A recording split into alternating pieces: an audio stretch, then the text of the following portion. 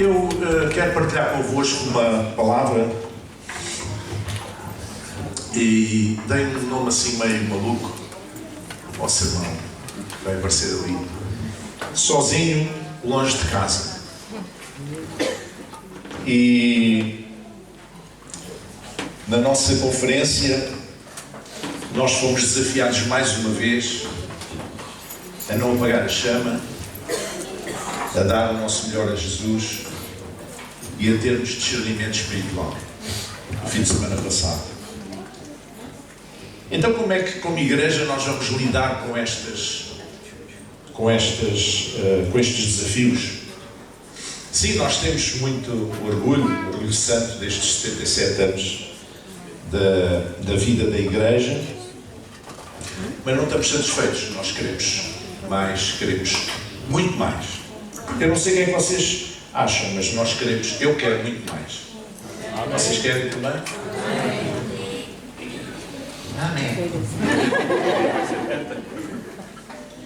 Porquê é que eu me inspirei neste título, Sozinho em Casa? Lembram daquele filme que toda a gente já viu, daquela criança que os pais nos Estados Unidos vão passar o Natal com familiares longe, vão de avião, e na azáfama antes da carrinha vir buscá-los para o aeroporto, são muitos filhos, uma família grande, e o mais pequenino fica esquecido em casa e só dão por essa falta quando estão no avião.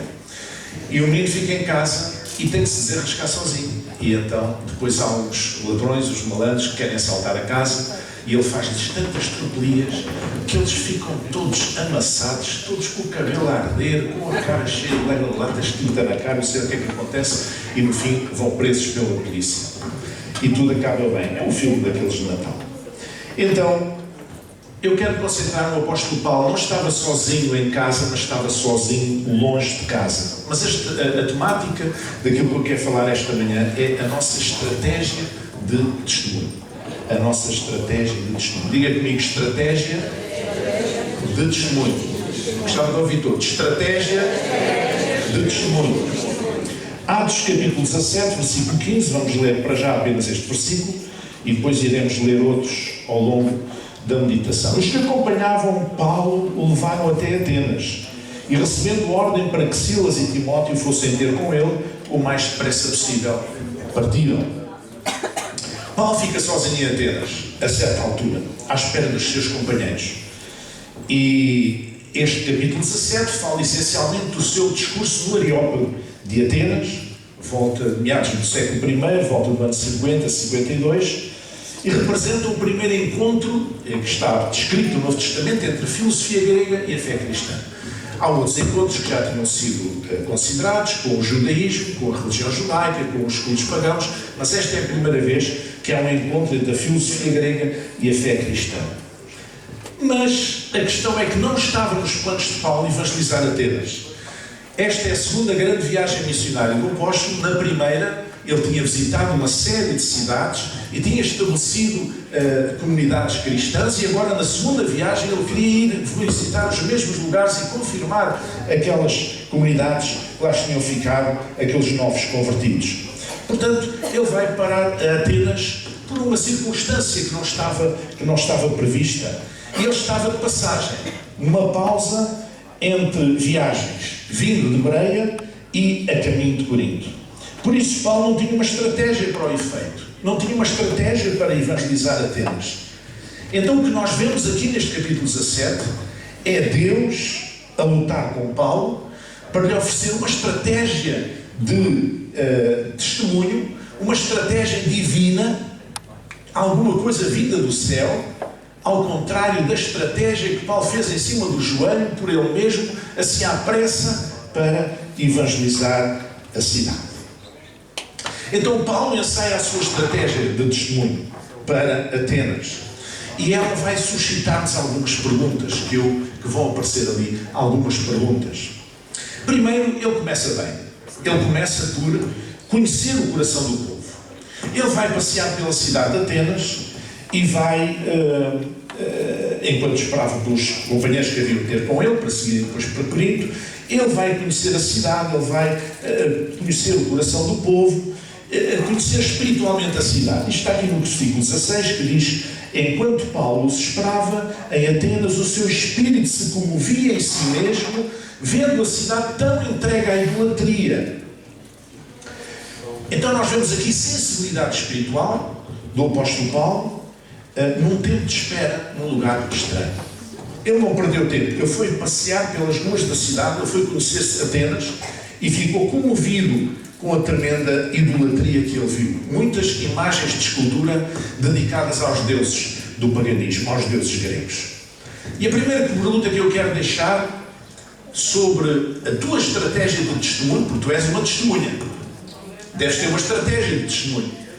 A primeira questão que eu quero colocar é: qual é a idolatria dos nossos dias? Porque quando nós lemos na Bíblia que isto eram estátuas dedicadas a deuses pagãos, ao deus da guerra, ao deus Geu, ao deus do vento, ao deus do Poseidon, ao deus dos mares, ao deus do amor, ao deus da caça, à deusa da caça, ou não sei o quê, isso não nos diz nada, porque nós não vivemos nesse contexto religioso e cultural. Mas vocês podem dizer assim: pastor, pois, idolatria, católicos romanos. As imagens de Jesus, de Maria, dos santos e tal. Ou seja, esqueça lá isso. Não é isso que eu estou a falar. Será que mais ninguém tem idolatria? Qual é a idolatria dos nossos dias? Este é o grande problema. Nós focamos em olhar para o orgulho que está no olho do irmão, o cisco que está no olho do irmão, e não vemos o orgulho que está no nosso olho. Nós olhamos para os outros e eles são idólatras. Então e você é o quê? Se você põe alguma coisa à frente de Deus na sua vida, é o quê? É um idólatra também. Olha, idolatria é nós valorizarmos mais os nossos filhos do que valorizarmos a Deus. Idolatria é nós valorizarmos mais a nossa carreira profissional do que valorizarmos a Deus. É valorizarmos mais a conta que temos no banco do que valorizarmos a Deus. É valorizarmos mais qualquer coisa. Pode ser uma cantora pop, pode ser um artista, um atleta, um futebolista, pode ser alguém que para nós é mais importante do que Deus. Isso é idolatria. Então nós temos que pôr o nosso coração sobre a cidade, temos que pôr o nosso coração sobre a comunidade, das pessoas, do lugar onde nós vivemos, e tentar perceber qual é a idolatria dos nossos dias. O que é que eles estão a idolatrar? O que é que eles estão a colocar no lugar em que deviam colocar Deus? Essa é a primeira coisa. E diz que Paulo se comoveu no seu espírito. Irmão, o que é que te comove hoje? Quando olhas para Setúbal, quando olhas para a margem sul, quando olhas para Portugal, o que é que te está a comover? A atitude das pessoas, os interesses das pessoas, a idolatria das pessoas. Será que isso não te comove? A estratégia de Paulo foi concebida à pressa. Versículos 17 e 18. De sorte que disputava na sinagoga com os judeus e religiosos, e todos os dias na praça com os que se apresentavam. E alguns dos filósofos, epicureus e estoicos contendiam com ele e nos diziam: que quer dizer este paroleio? Eu aviso já que paroleio é um fala barato. Não vão aqui pensar que é outra coisa qualquer. É uma pessoa que fala por os cotovelos. Portanto, Paulo falou demais. A primeira questão que nós podemos retirar aqui é: parece que Paulo falou demais. E outros diziam: parece que é pregador de deuses estranhos, porque lhes anunciava Jesus e a ressurreição. E a minha pergunta é, a minha segunda pergunta: qual é a tua estratégia de testemunho? Diz que ele disputava na sinagoga e na praça. Será que andas a discutir religião? Será que para ti dar testemunho de Jesus é falar contra esta corrente religiosa, falar contra aquela corrente religiosa, falar contra aquela religião? Ou é apresentar Jesus? Nós não somos chamados para discutir religião. Não. E esta estratégia falhou, porque não foi dada por Deus. A estratégia de Deus não passava por aqueles locais. Não passava nem em Atenas, não passava nem pela sinagoga, nem pela praça, a chamada Ágora. Porque a estratégia de Deus não passava por Paulo discutir com os religiosos, discutir religião. Nem passava para ele falar na praça, discutir com as pessoas de religião, no lugar onde era discutida a política da cidade. A Ágora era a praça onde os cidadãos se reuniam da cidade para discutir as coisas da cidade. A estratégia de Deus era mais alta. A estratégia de Deus era ir ao coração de Atenas. E o coração de Atenas chamava-se Areópago. Amém? O testemunho da fé não se dá nem na religião, nem na política.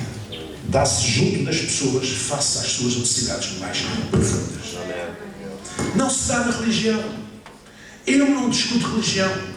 Eu sou especialista em ciência das religiões, mas eu não discuto religião com ninguém. Não é para isso que eu fui chamado. Eu fui chamado para anunciar Jesus. Para anunciar Jesus. Amém? E também, na política também não é um lugar. Há muita gente aí iludida, algumas pessoas iludidas a pensar: temos que pôr a Bíblia no Parlamento, na Assembleia da República. Para quê? Se as pessoas que dizem isso tivessem a Bíblia na mente e no coração deles, nem sequer diziam isso. Porque a palavra de Deus não é, não é uma coisa que se... A Bíblia não é uma coisa que se mete com a boca abaixo das pessoas, nem que se dá uma pancada na cabeça para as pessoas pensarem de maneira diferente. Não. O Evangelho não é uma imposição, é uma proposta. O Evangelho não é imposto, é proposto. Quem crer e for batizado será salvo. Ninguém crê. Obrigado. Quando eu estive lá em Luanda a última vez, fui visitar o Museu da Escravatura de Angola. O que é que eles faziam? No século XVIII ainda. Compravam os prisioneiros, os escravos, e antes de os embarcarem em direção às Américas, o que é que eles faziam? Batizavam-nos e convertiam-nos à força. E batizavam-nos à força. Vocês acham que isso serviu de alguma coisa? Vocês acham que isso funciona? Vocês acham que Jesus nos ensinou a fazer assim? Acham? Digam lá, acham? Não! Jesus não ensinou a batizar ninguém à força, nem a converter ninguém à força. Jesus ensinou-nos a sermos testemunhas.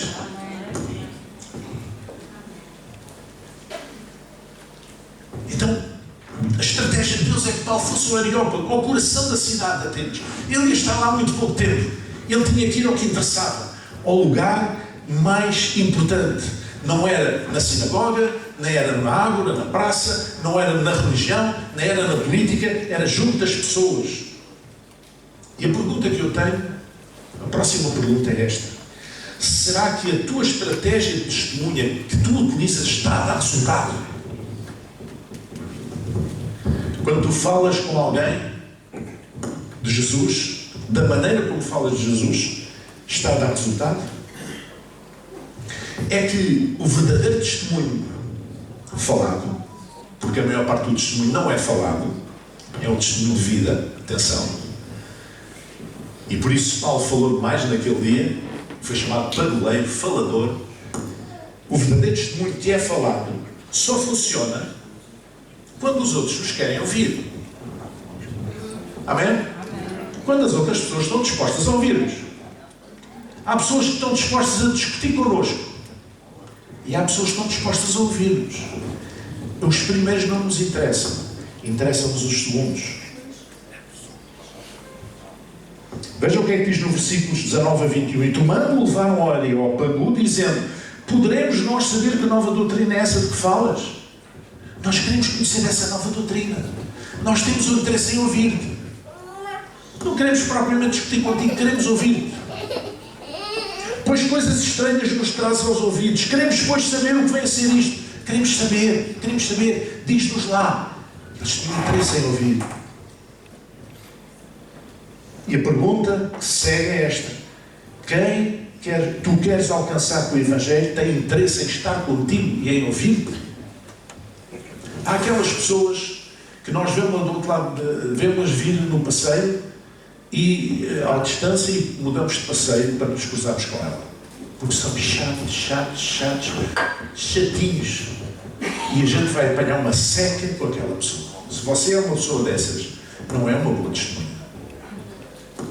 Nós só podemos testemunhar de Jesus verbalmente quando as pessoas nos querem ouvir. Se tu falas de Jesus à tua família, aos teus colegas de trabalho, aos teus vizinhos, aos teus amigos, e as pessoas não te querem ouvir, pensa bem, porquê é que não te querem ouvir?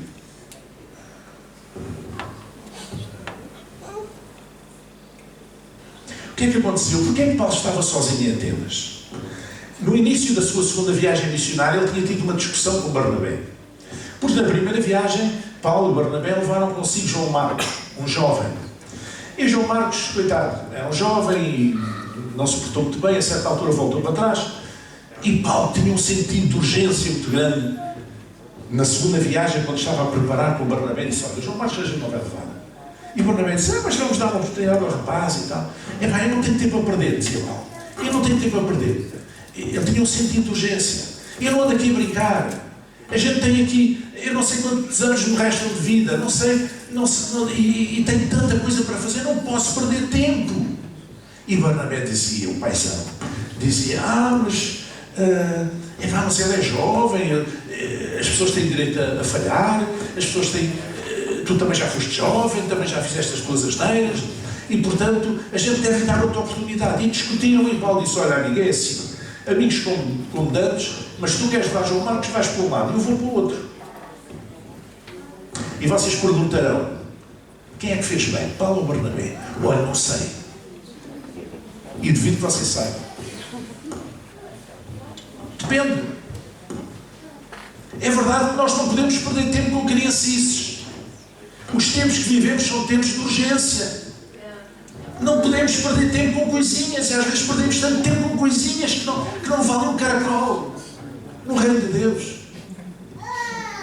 Não podemos. Mas por outro lado, nós precisamos ser pais espirituais. Precisamos de ajudar os que são jovens. Precisamos de conduzi-los. Precisamos de os conduzir a um território de maturidade. Precisamos de os ajudar. É importante fazer isso. Fazem falta pais espirituais. E certamente que o que Barnabé fez foi muito abençoador para João Marcos. Mas certamente aquilo que Paulo fez, se calhar, se levasse João Marcos com ele, a coisa tinha corrido mal outra vez. Eu não sei quem é que fez bem. Sei que aconteceu assim. E talvez por isso Paulo ficou sozinho na cidade. E talvez por isso, porque estava ainda com aquela discussão com o Barnabé presente na sua mente, talvez por isso não tenha sido sensível à direção do Espírito Santo em Atenas, porque ele estava focado em regressar a Tessalónica, mas não era seguro. O que é que aconteceu em Tessalónica? Paulo tinha lá estado e, como sempre, ia primeiro à sinagoga, e os judeus que não quiseram receber a sua mensagem, a mensagem do Evangelho, revoltaram-se contra ele. E criaram um tumulto na cidade e Paulo teve que fugir de Tessalónica. E veio mais para sul, para Bereia. Em Bereia, ele foi outra vez à sinagoga, agora em Bereia, e em Bereia, os bereanos tiveram uma atitude diferente dos tessalonicenses, os judeus, na sinagoga, e aceitaram. E conferiam muito bem com as escrituras do Antigo Testamento que tinham, para ver se aquilo batia certo. Mas tiveram receptividade, tiveram uma atitude mais aberta do que os de Tessalónica. Mas os de Tessalónica souberam que Paulo e os companheiros tinham ido para Bereia e vá de arranjar uma excursão para ir a Bereia, fazer confusão em Bereia para correr com eles na cidade outra vez, e assim foi. Então Paulo foi corrido de Tessalónica e foi corrido de Bereia e veio ter a Atenas quando não estava previsto no roteiro. Aqueles que o acompanharam seguiram o caminho. Entretanto, os outros que estavam para vir, outros companheiros que viram ter com Paulo a Atenas, para depois seguirem então para a cidade de Corinto. Mas Paulo não estava satisfeito. Paulo era teimoso. Paulo dizia: não, eu não terminei o trabalho em Tessalónica. Eu quero voltar a Tessalónica. Aqueles irmãos ainda não ouviram o suficiente. Eu ainda tenho tanto para lhes dar. Eles precisam mais de revelação de Deus. E depois ficam sozinhos, não pode ser. Então pediu a uma pessoa para ir a Tessalónica sondar se Paulo voltasse a Tessalónica, se ele corria riscos. E esse emissário foi até Tessalónica e viu o que era para ver e voltou e disse: Paulo, olha, esquece, se tu voltas a Tessalónica eles matam-te. Eles ainda estão furiosos. Então Paulo ficou frustrado. E sabe, uma pessoa quando está frustrada, quando acabou de ter uma discussão com outra, ou quando está frustrada, não é o melhor momento para definir uma estratégia espiritual. O que é que aconteceu com Paulo? Ele escreveu mais tarde: nós, porém, irmãos, na primeira carta aos Tessalonicenses, à igreja de Salónica, sendo privados de vós por um momento de tempo, de vista, mas não do coração, tanto mais procuramos com grande desejo ver o vosso rosto. Por isso, bem quisemos uma e outra vez ir ter convosco, pelo menos eu, Paulo, mas Satanás nos impediu. E a minha pergunta, a próxima pergunta é esta: o teu serviço a Deus está preso por alguma situação não resolvida? Eu estava frustrado, eu estava aborrecido pela discussão que tinha tido com Barnabé. Será que o teu serviço a Deus está preso por alguma situação não resolvida? Então é melhor resolver a situação primeiro, antes de poder desenvolver a tua estratégia de testemunho. Mas agora vem a estratégia de Deus. O que é que Paulo fez? Paulo identificou-se com a angústia dos atenienses. Estando Paulo no meio do Areópago, disse: homens atenienses, em tudo vos vejo um tanto supersticiosos. Isto é, uma superstição religiosa. Paulo percebeu a superstição dos gregos, o temor supersticioso dos gregos, que fizeram imagens a todas as divindades que eles conheceram e até fizeram uma sem imagem, um pedestal dedicado ao Deus desconhecido, o Agnostotel, o Deus desconhecido. Não vai haver algum, como há o túmulo do soldado desconhecido, não é? Que é para honrar qualquer soldados eventualmente anónimos que tenham morrido, então honra-se os soldados todos nesse túmulo. Então havia um altar ao Deus desconhecido, para ver se algum Deus não ficava aborrecido com eles, por se esquecerem deles. Paulo identificou a angústia dos atenienses. A angústia dos atenienses era a sua superstição religiosa. Estamos nós a identificar as angústias das pessoas? As pessoas não precisam que nós lhe demos um credo. As pessoas precisam que nós possamos aperceber-nos se elas estão deprimidas. Passar-lhes uma mensagem de esperança, que é a mensagem do Evangelho, a mensagem do amor de Deus. Se elas se sentem rejeitadas, passar-lhes a mensagem que Jesus não rejeita ninguém. Se elas se sentem perseguidas, passar-lhes a mensagem que Jesus foi o mais perseguido e Ele ama a todos. Passar-lhes uma mensagem que vai encontrar as suas angústias, as suas necessidades. Amém, irmãos? Paulo revelou um sentido de oportunidade muito grande. Ele disse: olha, aquele que do Deus desconhecido, vocês dizem, é esse que eu vos anuncio. Foi um oportunismo, mas ele tinha um sentido de oportunidade. E nós precisamos de testemunhar de Jesus a partir da realidade social, cultural, política e religiosa, e não de uma cartilha. Estamos nós dispostos a aproveitar as oportunidades do Evangelho? Não é? Há tantas oportunidades que surgem. É apenas nós estarmos sensíveis, estarmos atentos. Há sempre uma porta para o Evangelho entrar. Há sempre uma janela de oportunidade. Há sempre. Sempre. E nós devemos pedir a Deus: Deus, dá-me discernimento, dá-me graça, dá-me sabedoria, para eu poder identificar aquela janela de oportunidade, aquela porta que Tu abriste, Senhor, para que eu possa entrar com a Tua palavra, de encontro às necessidades das pessoas. A seguir, Paulo, na sua estratégia, na estratégia de Deus, apresenta-lhes o seu Deus, entre o versículo 24 e o versículo 27, porque as pessoas estão dispostas a ouvir. Lá no Areópago estavam dispostas a ouvi-lo e porque estavam angustiadas. Então Paulo apresenta o Deus Criador contra a mitologia grega. Ele diz: o Deus que fez o mundo e tudo quanto nele há, portanto, contra a cosmogonia grega. Portanto, este é o Deus que fez o mundo, não é lá como os vossos deuses fizeram. Ele não teve que estar a fazer comparações, mas eles perceberam. As pessoas não são estúpidas. Entende? As pessoas não são estúpidas. Nós não temos que dizer mal de outras opções religiosas. Nós temos que anunciar o Evangelho. E as pessoas fazem as suas sínteses, fazem o seu raciocínio e confrontam uma coisa com a outra. Ele apenas disse: o Deus que fez o mundo e tudo quanto nele há. E ao fazer isto, ele destruiu aquela tradição da criação dos mundos pelos deuses gregos. Paulo apresentou Deus que é maior do que qualquer templo, e com isto desvalorizou os templos pagãos. Sendo Senhor do céu e da terra, Deus não habita em templos feitos por mãos de homens. Paulo apresentou o Deus que não se compraz em sacrifícios, apocando assim os sacrifícios rituais das religiões. Ele disse: nem tão pouco é servido por mãos de homens, como que necessitando de coisa alguma, pois Ele mesmo é quem dá toda a vida, a respiração e todas as coisas. Paulo apresenta o Deus da história e diz: e de um só sangue fez toda a geração dos homens para habitar sobre toda a face da terra, determinando os tempos já dantes ordenados e os limites da sua habitação. Paulo apresenta o Deus da história. E tudo isto vai em contramão com a tradição grega. Paulo apresenta o Deus que se fez carne, um Deus próximo, um Deus de intimidade, um Deus que se fez carne em Jesus, para que buscassem ao Senhor, se porventura tateando pudessem achar, ainda que não está longe de cada um de nós. Estamos nós a apresentar quem o nosso Deus é. Porque sermos testemunhas é apresentar quem Deus é. Quem Deus é para ti. Isso chama-se testemunho. Dar testemunho. Em vez de teorias, doutrinas, credos, teologias, aquilo que nós somos chamados é ser testemunhas. Olha, Deus fez isto na minha vida. Amém, irmãos? Deus fez isto na minha vida. Deus fez isto na vida dos meus familiares. Deus fez isto na vida de pessoas que eu conheço. E Deus pode fazer na tua vida, se tu creres. Amém? Deus não está longe de cada um de nós.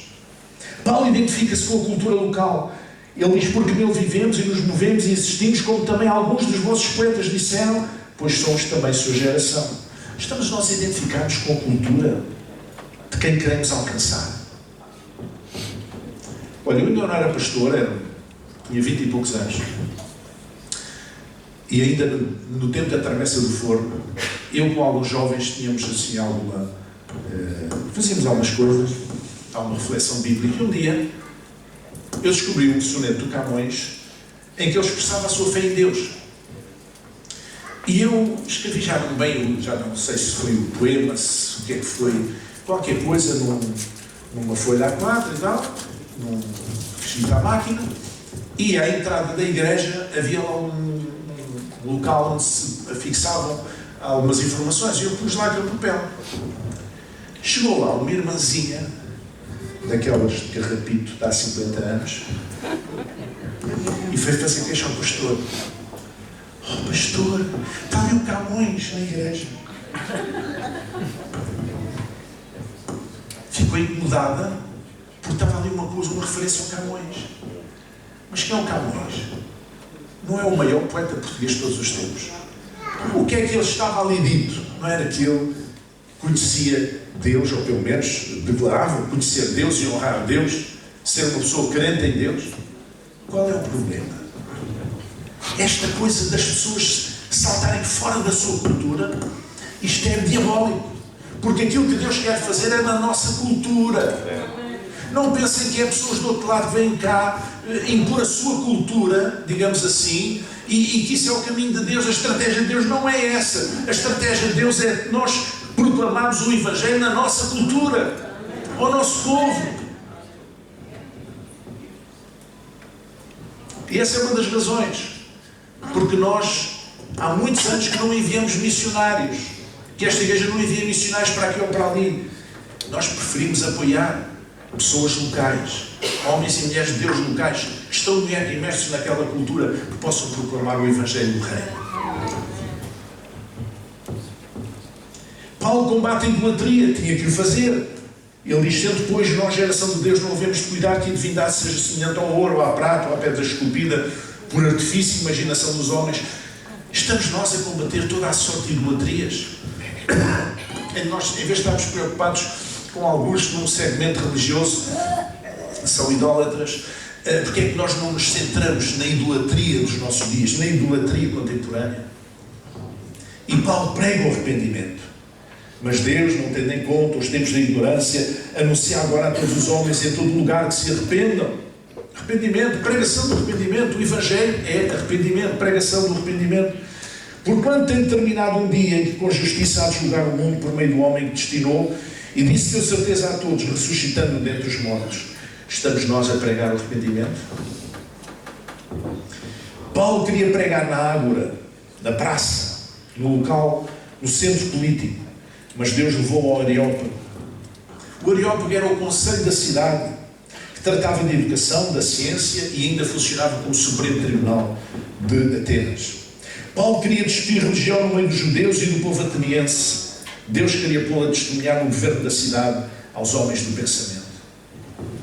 Deus levou Paulo aonde interessava, à presença dos filósofos epicureus e estoicos, das duas mais famosas escolas filosóficas daqueles dias. Só para vocês terem uma noção, os epicureus acreditavam que o mundo começou a existir por acaso e que os deuses, se existissem, não se preocupavam nem se envolviam com os homens. E, portanto, para eles, para os epicureus, o ideal da vida era buscar o prazer, evitar o sofrimento e a dor. Era uma espécie de amigos da vida airada, não é? Lá do céu. Queriam era viver a vida e tal, e coisa, e vamos esquecer a dor e a morte e o sofrimento. É prazer. Os estoicos eram o contrário. Achavam que o universo estava debaixo de uma necessidade de firmeza e procuravam ser indiferentes aos males físicos e morais, como se não lhes tocassem, insensíveis às paixões, levavam-se muito a sério e não viviam a vida. E Paulo teve que combater estas duas filosofias: viver segundo o princípio do prazer ou viver segundo o princípio do orgulho. E qualquer uma delas não está de acordo com o Evangelho. Ainda assim, a resposta ao testemunho de Paulo vem em duas formas. Por um lado, incredulidade; por outro lado, fé. E como ouviram falar da ressurreição dos mortos, uns escarneciam e outros diziam: acerca disso te ouviremos outra vez. E assim Paulo saiu do meio deles. Todavia, chegando alguns homens a ele, creram. Creram alguns. Amém? Entre eles Dionísio, Areopagita, uma mulher de nome Dâmaris, e com eles outros. Os seus nomes até ficaram registados. Veja como para Deus é importante. Basta que um cresça. Mas foram vários. Entre eles o Dionísio e a Dâmaris. Isto aconteceu um pouco como no dia de Pentecostes. No dia de Pentecostes também foi assim. Quando o Espírito Santo desceu, aqueles milhares de pessoas que estavam em Jerusalém de forasteiros ouviram aquele vozerio, chegaram ao cenáculo, ouviram-os falar nas suas línguas corretamente e compreendiam o que eles estavam a dizer, mas a multidão dividiu-se. Uns disseram: estão cheios de mosto, estão bêbados. Mas eram 9 horas da manhã. Não digo que não haja pessoas que se embebedam às 9 da manhã, mas não era o caso. 120 pessoas, homens e mulheres bêbados às 9 da manhã, é um bocadinho difícil. Não, era a operação do Espírito Santo. Mas outros disseram com temor: o que é que isto quer dizer? O que é que isto quer dizer? As pessoas dividiram-se e vão-se dividir sempre. Quando tu, mesmo tendo uma estratégia de testemunho de Deus, inspirada por Deus, vais sempre ter aqueles que são incrédulos e aqueles que creem. Vais ter aqueles que aceitam, vais ter aqueles que rejeitam. O que é importante é nós procurarmos uma estratégia de Deus para a sociedade dos nossos dias. Amém? Uma estratégia de Deus para a sociedade dos nossos dias. Isso passa por nós deixarmos de ser preconceituosos. Preconceituosos em relação a tantas coisas na vida. A tantas coisas da cultura. Em vez de nós fugirmos, nós podemos ser um exemplo, nós podemos ser uma inspiração, nós podemos ser as mãos e os pés de Jesus na vida de tantas pessoas. Amém? Mesmo aquelas pessoas com as quais, com o estilo de vida, nós não concordamos. Mesmo aquelas pessoas cujo estilo de vida parece que é destrutivo. E nós sabemos que é destrutivo para a pessoa. Mesmo nesses casos, nós não estamos isentos de fazer a nossa parte. Não estamos isentos, não devemos virar as costas completamente. Não, nós podemos e devemos fazer a nossa parte. Mais não seja pelo nosso estilo de vida. Mais não seja quando aquela pessoa olhar para nós num momento difícil Saber que nós não nos atinamos completamente, não andamos a bater com a cabeça nas paredes. Sabemos que temos em nós um que é maior do que as circunstâncias. E isso tem mais impacto do que muitas palavras. Como alguém disse, prega o Evangelho, se for preciso, usa palavras. Vamos chegar em pé.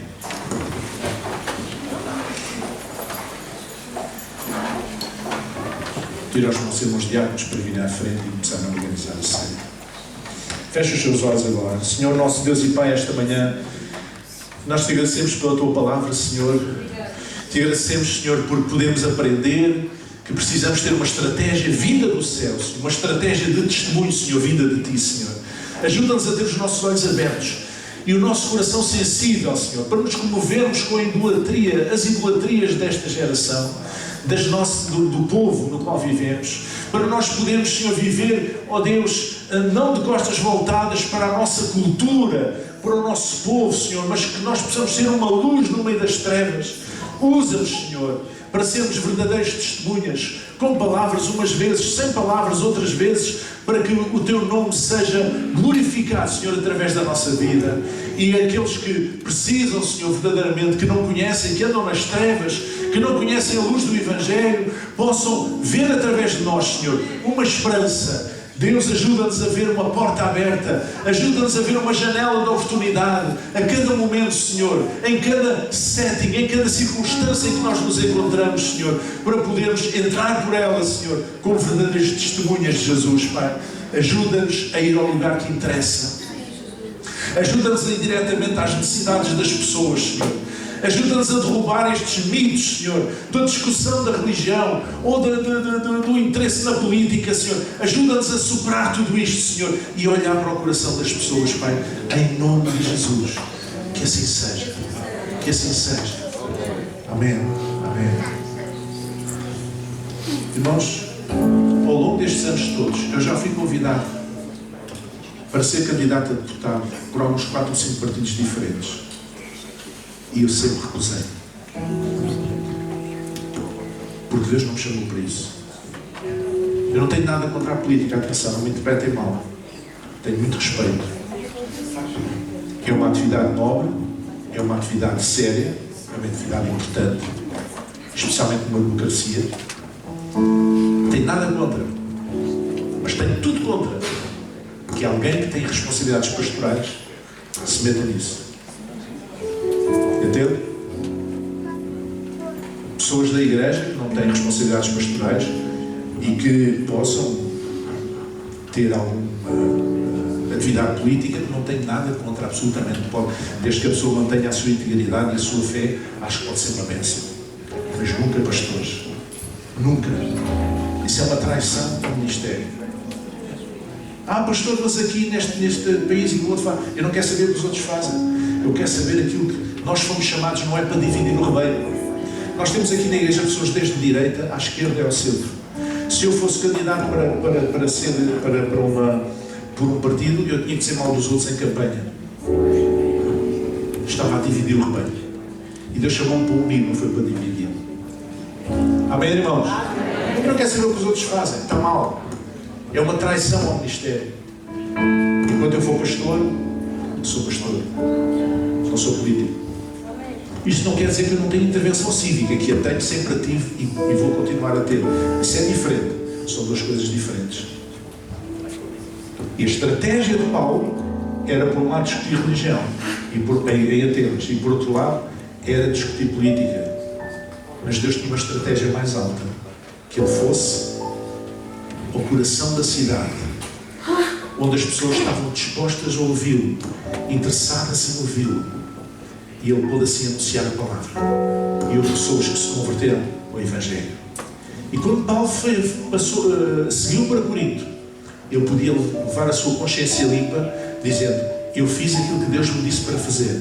Os resultados foram estes, podiam ser mais, podiam ser menos, são os que são, para a glória de Deus. Que Deus me abençoe em Corinto, como Deus me abençoe em Atenas, e em Tessalónica, e em Bereia, e em outras cidades. Amém?